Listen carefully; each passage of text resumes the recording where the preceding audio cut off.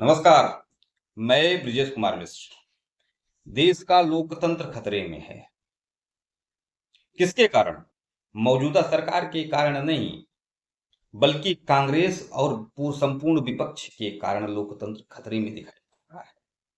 देश में अराजकता फैलाने की पूरी प्लानिंग बन चुकी है। जिस प्रकार से राहुल गांधी पूरी चुनावी प्रक्रिया पर सवाल खड़ा कर रहे हैं, वो लोकतंत्र के लिए खतरा ही है। अब राहुल गांधी वोट चोरी तक नहीं सीमित हैं, वो सीधे चुनाव आयोग पर सवाल खड़ा कर रहे हैं। राहुल गांधी जो छुट्टे सांड होते हैं, सीधे शब्दों में मैं बोल रहा हूं, राहुल गांधी छुट्टे सांड की तरह व्यवहार कर रहे हैं, जिसके नाक में नकेल नहीं कसा गया है। वो कहीं भी सींग मार दे रहे हैं। और चुनाव आयोग कह रहा है हलफनामा दीजिए, एफिडेविट दीजिए, तो कह रहे हैं हम संवैधानिक पद पर बैठे हैं, हम पॉलिटिशियन हैं, हमारी बात पर विश्वास मानो। वो राजा हरिश्चंद्र हो गए हैं। जबकि इस देश में सर्वाधिक कोई झूठ बोलता है तो वो नेता बोलता है। सिर्फ कांग्रेस के राहुल गांधी की बात मैं नहीं कर रहा हूं, हर राजनीतिक दल के नेता सर्वाधिक झूठ बोलते हैं।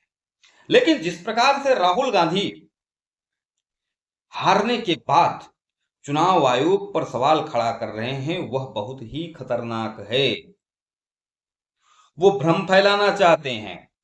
वो जिसको टारगेट कर रहे हैं, उन्हें मालूम है कि कैसे वो सीएए के समय पर देश में दंगा कराते हैं, झूठ बोलकर, भ्रम फैलाकर। उसी प्रकार से राहुल गांधी इस समय भी देश में अराजकता और भ्रम फैलाना चाहते हैं। वो पिछले 3 चुनाव आयोगों पर, अभी मैं एक वीडियो देख रहा था, 3 के 3 चुनाव आयोगों पर सवाल खड़ा कर रहे हैं। अगर चुनाव आयोग, ईवीएम और वोटर ये सारे हैक हुए होते, एक कॉमन सेंस है, जो भारतीय जनता पार्टी 400 का नारा दे रही थी, वो 240 पर सिमट जाती। लेकिन ये बेशर्म है।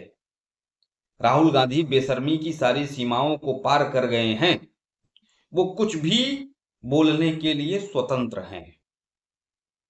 वो चुनाव आयोग को बोल सकते हैं, प्रधानमंत्री चोरी का है वो भी बोल सकते हैं। मतलब वो सारे संवैधानिक संस्थाओं से ऊपर हैं। एसआईआर के द्वारा गलत हो रहा है, कोई भी सुधार की बात हो, राहुल गांधी उसे गलत बोल देते हैं। और राहुल गांधी के खिलाफ कोई बोल दे, उनके सत्य को बोल दे, तो कर्नाटक में उनकी सरकार है, एफआईआर करा देते। जबकि लोकतंत्र की हत्या सत्ता में न होते हुए भी राहुल गांधी कर रहे हैं।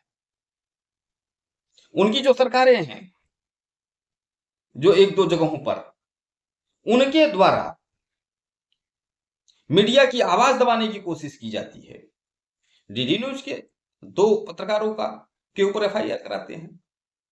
और समय समय पर अलग अलग लोगों पर एफआईआर कर्नाटक सरकार के माध्यम से होती रहती है, जो राहुल गांधी के उद्दंडता के खिलाफ बोलते हैं। मैं सीधे सीधे शब्दों में कह रहा हूं कि राहुल गांधी उद्दंडता कर रहे हैं और उनके उद्दंडता को कंट्रोल नहीं किया जा रहा है। उनके नाक में नकेल नहीं कसा जा रहा है, जो कसा जाना चाहिए। धन्यवाद।